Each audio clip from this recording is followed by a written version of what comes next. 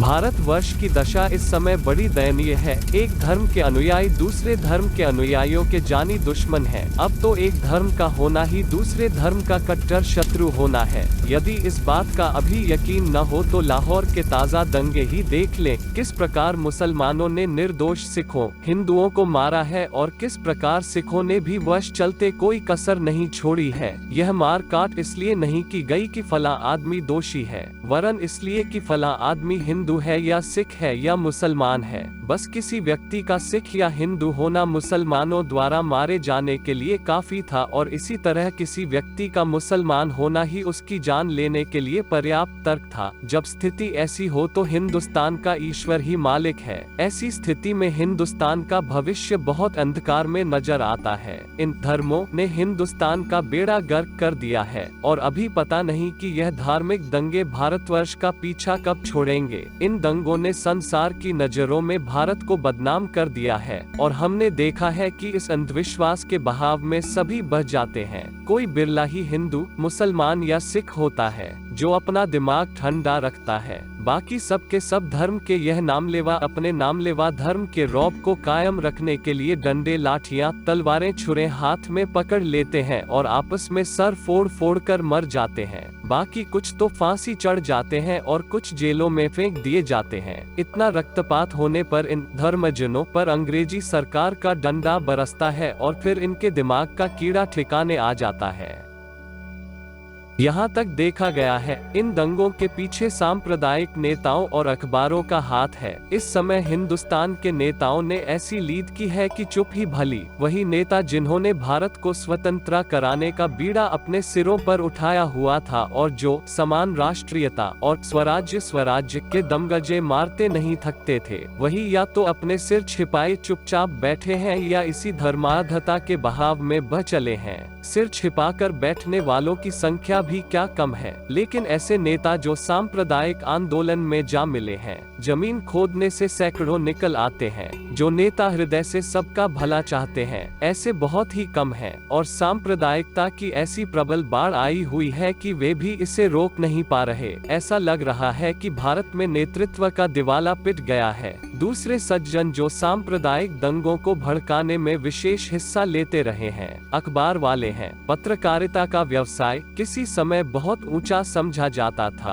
आज बहुत ही गंदा हो गया है। यह लोग एक दूसरे के विरुद्ध बड़े मोटे मोटे शीर्षक देकर लोगों की भावनाएं भड़काते हैं और परस्पर सिर फुटबॉल करवाते हैं। एक दो जगह ही नहीं, कितनी ही जगहों पर इसलिए दंगे हुए हैं कि स्थानीय अखबारों ने बड़े उत्तेजनापूर्ण लेख लिखे हैं। ऐसे लेखक बहुत कम है जिनका दिल व दिमाग ऐसे दिनों में भी शांत रहा हो। अखबारों का असली कर्तव्य शिक्षा देना, लोगों से संकीर्णता निकालना, सांप्रदायिक भावनाएं हटाना, परस्पर मेल मिलाप बढ़ाना और भारत की साझी राष्ट्रीयता बनाना था। लेकिन इन्होंने अपना मुख्य कर्तव्य अज्ञान फैलाना, संकीर्णता का प्रचार करना, सांप्रदायिक बनाना, लड़ाई झगड़े करवाना और भारत की साझी राष्ट्रीयता को नष्ट करना बना लिया है। यही कारण है कि भारतवर्ष की वर्तमान दशा पर विचार कर आंखों से रक्त के आंसू बहने लगते हैं और दिल में सवाल उठता है कि भारत का बनेगा क्या। जो लोग असहयोग के दिनों के जोश व उभार को जानते हैं, उन्हें यह स्थिति देख रोना आता है। कहाँ थे वे दिन की स्वतंत्रता की झलक सामने दिखाई देती थी और कहाँ आज यह दिन की स्वराज्य एक सपना मात्रा बन गया है। बस यही तीसरा लाभ है जो इन दंगों से अत्याचारियों को मिला है, जिसके अस्तित्व को खतरा पैदा हो गया था कि आज गई कल गई वही नौकरशाही आज अपनी जड़ें इतनी मजबूत कर चुकी हैं कि उसे हिलाना कोई मामूली काम नहीं है। यदि इन सांप्रदायिक दंगों की जड़ खोजें तो हमें इसका कारण आर्थिक ही जान पड़ता है।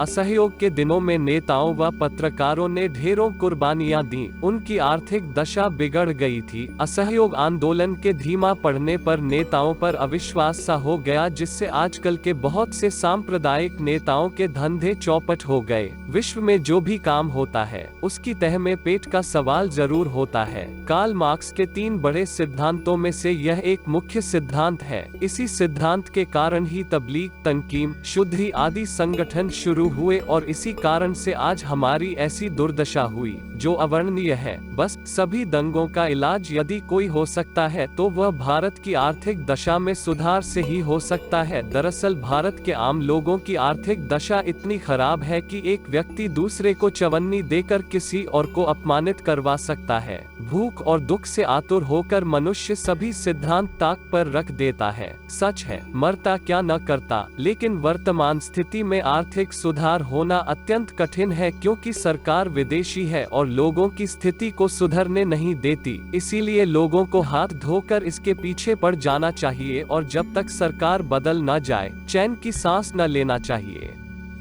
लोगों को परस्पर लड़ने से रोकने के लिए वर्ग चेतना की जरूरत है। गरीब, मेहनतकशों व किसानों को स्पष्ट समझा देना चाहिए कि तुम्हारे असली दुश्मन पूंजीपति हैं। इसलिए तुम्हें इनके हथकंडों से बचकर रहना चाहिए और इनके हत्थे चढ़ कुछ न करना चाहिए। संसार के सभी गरीबों के, चाहे वे किसी भी जाति, रंग, धर्म या राष्ट्र के हों, अधिकार एक ही है। तुम्हारी भलाई इसी में है कि तुम धर्म, रंग, नस्ल और राष्ट्रीयता व देश के भेदभाव मिटाकर एकजुट हो जाओ और सरकार की ताकत अपने हाथों मन लेने का प्रयत्न करो। इन यत्नों से तुम्हारा नुकसान कुछ नहीं होगा। इससे किसी दिन तुम्हारी जंजीरें कट जाएंगी और तुम्हें आर्थिक स्वतंत्रता मिलेगी। जो लोग रूस का इतिहास जानते हैं उन्हें मालूम है कि जार के समय वहाँ भी ऐसी ही स्थितियाँ थीं। वहाँ भी कितने ही समुदाय थे जो परस्पर जूत पतांग करते रहते थे, लेकिन जिस दिन से वहाँ श्रमिक शासन हुआ है वहाँ नक्शा ही बदल गया है। अब वहाँ कभी दंगे नहीं हुए। अब वहाँ सभी को इंसान समझा जाता है,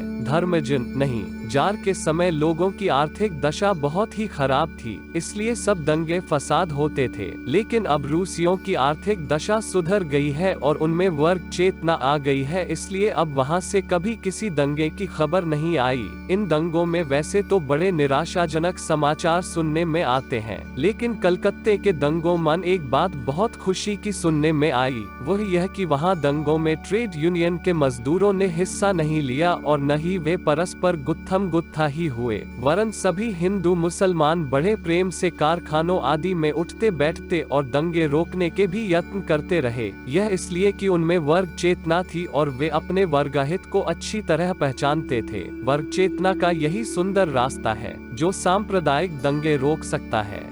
यह खुशी का समाचार हमारे कानों को मिला है कि भारत के नवयुवक अब वैसे धर्मों से जो परस्पर लड़ाना व घृणा करना सिखाते हैं, तंग आकर हाथ धो रहे हैं। उनमें इतना खुलापन आ गया है कि वे भारत के लोगों को धर्म की नजर से हिंदू, मुसलमान या सिख रूप में नहीं, वरन सभी को पहले इंसान समझते हैं। फिर भारतवासी, भारत के युवकों में इन विचारों के पैदा होने से पता चलता है कि भारत का भविष्य सुनहला है। भारतवासियों को इन दंगों आदि को देखकर घबराना नहीं चाहिए। उन्हें यत्न करना चाहिए कि ऐसा वातावरण ही ना बने और दंगे हो ही नहीं। 1914-15 के शहीदों ने धर्म को राजनीति से अलग कर दिया था। वे समझते थे कि धर्म व्यक्ति का व्यक्तिगत मामला है, इसमें दूसरे का कोई दखल नहीं, न ही इसे राजनीति में घुसाना चाहिए, क्योंकि यह सरबत को मिलकर एक जगह काम नहीं करने देता। इसलिए गदर पार्टी जैसे आंदोलन एकजुट व एक जान रहे, जिसमें सिख बढ़ चढ़कर फांसियों पर चढ़े और हिंदू मुसलमान भी पीछे नहीं रहे। इस समय कुछ भारतीय नेता भी मैदान में उतरे हैं जो धर्म को राजनीति से अलग करना चाहते हैं। झगड़ा मिटाने का यह भी एक सुंदर इलाज है और हम इसका समर्थन करते हैं। यदि धर्म को अलग कर दिया जाए तो राजनीति पर हम सभी इकट्ठे हो सकते हैं। धर्मों में हम चाहे अलग अलग ही रहें, हमारा ख्याल है कि भारत के सच्चे हमदर्द हमारे बताए इलाज पर जरूर विचार करेंगे और भारत का इस समय जो आत्मघात हो रहा है उससे हमें बचा लेंगे।